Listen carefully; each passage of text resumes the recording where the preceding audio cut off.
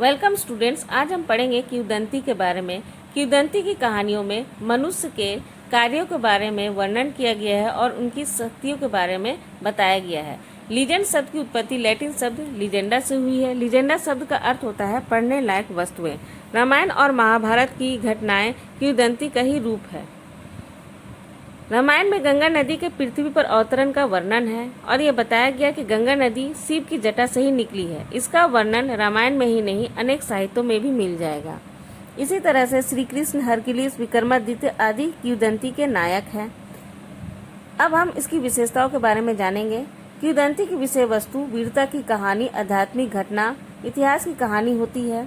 किंवदंती की घटना अतिरंजता होती है। अतिरंजता का अर्थ होता है बढ़ा चढ़ाकर कहना। किंवदंती इतिहास की अध पकी फसल है। इसको पूरी तरह से इतिहास नहीं कहा जा सकता, लेकिन नज़रअंदाज भी नहीं कर सकते। महत्व के बारे में अब हम जानेंगे। किंवदंती की घटना से लोग भूतकाल के बारे में जानकारी प्राप्त कर इसे सुनकर आनंद लेते हैं।